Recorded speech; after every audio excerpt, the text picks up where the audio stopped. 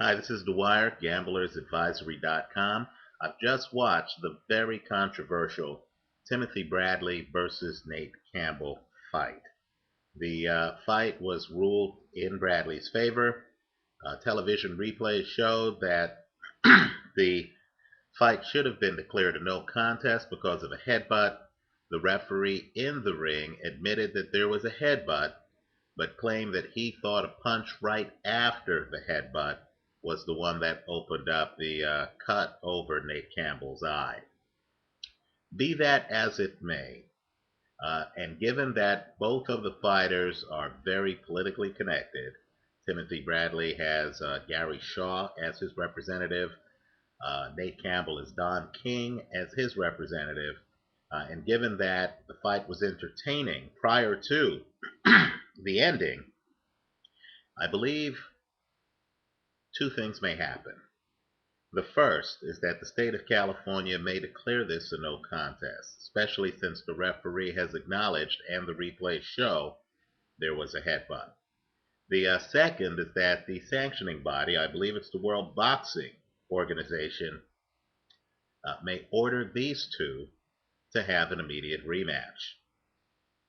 Now, if those things happen, I believe there is a huge, and I mean huge, money-making opportunity.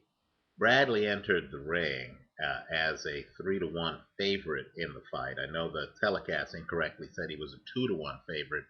He was actually more favored than that. But looking at the styles of the fighters and understanding that counterpunchers usually lose the early rounds because they're in there trying to figure out patterns and angles. Knowing both of those things, I believe it's fairly obvious, at least to me, that if these two guys have a fight and it goes the distance, I believe the winner of that fight is going to be Nate Campbell. Now, the only complicating factor is that the fight styles are such that the two guys lean in to each other repeatedly. So the headbutt that ended this fight was actually at least the third headbutt by my count in the match. So given that Campbell has a lot of scar tissue around his eyes, and given the ferocity of the headbutts, whatever bet you make, you're going to have to hedge it with a bet that simply says that the fight doesn't go the distance. If you don't like the over-under, because it's too limiting, typically, in fact, in this fight, the over-under was 9.5 rounds. If you want all 12 rounds, and if you could get, and I'm sure you would, better than even money odds on props for knockouts, then the way to do it is to take Bradley by KO, take Campbell by KO. Those two would give you all 12 rounds. And keep in mind, if you're getting better than even money odds, then if either happens, you're going to get a net profit, right? In other words, if you get a plus 150 on Bradley by knockout, if you get a plus 300 since Campbell's the underdog, or better yet, a plus 500 since Campbell lost the first fight, initially at least, according to the ruling, then if either of those things happen, you're going to get money. And of course, the other part of your bet would be Campbell to win the fight.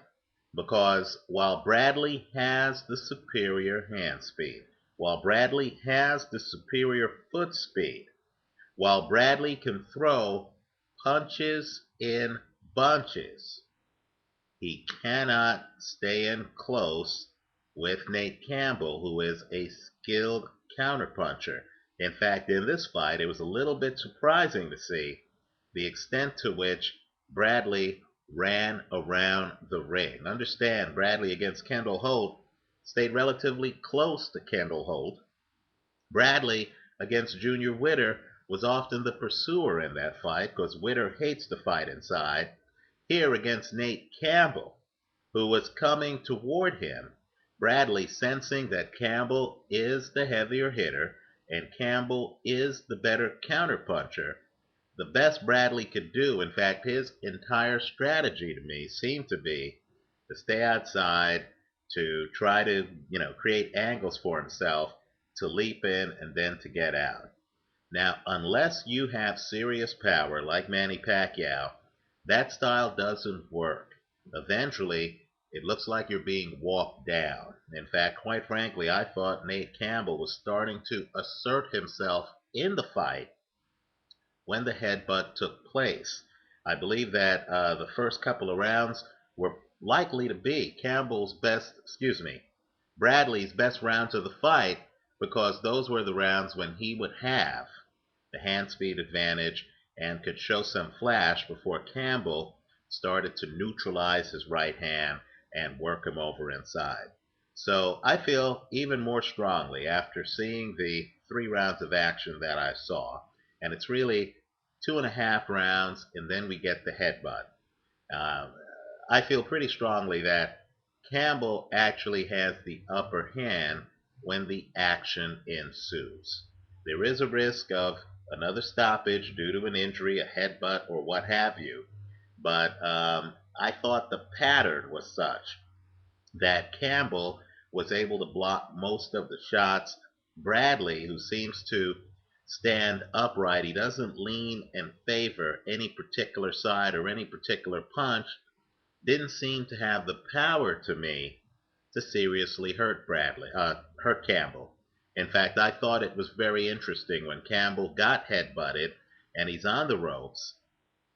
Bradley is such a mediocre hitter that Campbell's able to turn to the referee immediately and start complaining about the headbutt.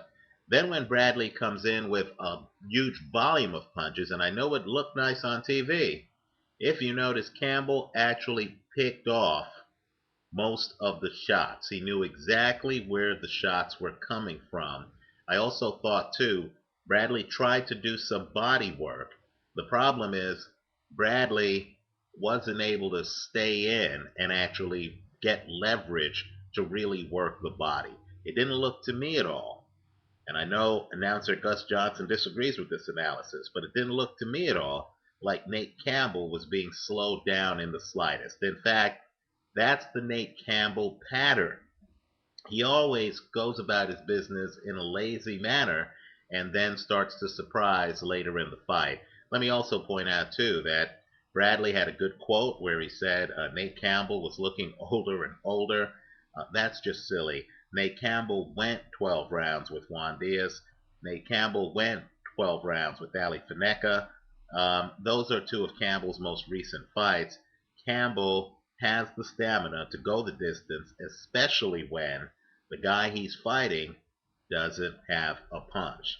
And so since Campbell was between a plus 225 and a plus 250 when this fight went off, and since this fight goes down in the books, at least for now, as a loss for Campbell, if a rematch is ordered, I believe that you'll be able to get spectacular odds on Campbell, possibly a plus 300, possibly a plus 400, and those odds will be a farce because Bradley is simply too green to last against Nate Campbell.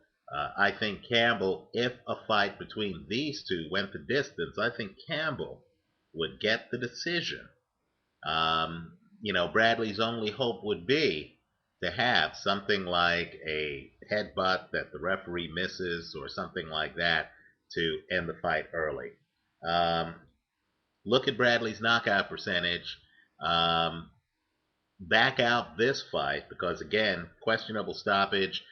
Keep in mind, Campbell is so lucid. He's talking to reporters. He's talking to the referee after the fight. He talked to the doctor. I don't think Bradley hits hard enough. If these two fight again, I'm taking Nate Campbell, and I'm straddling it with the knockout props I talked about earlier, just in case there is another accidental headbutt that ends this fight early. Let me know your thoughts. Visit us at gamblersadvisory.com.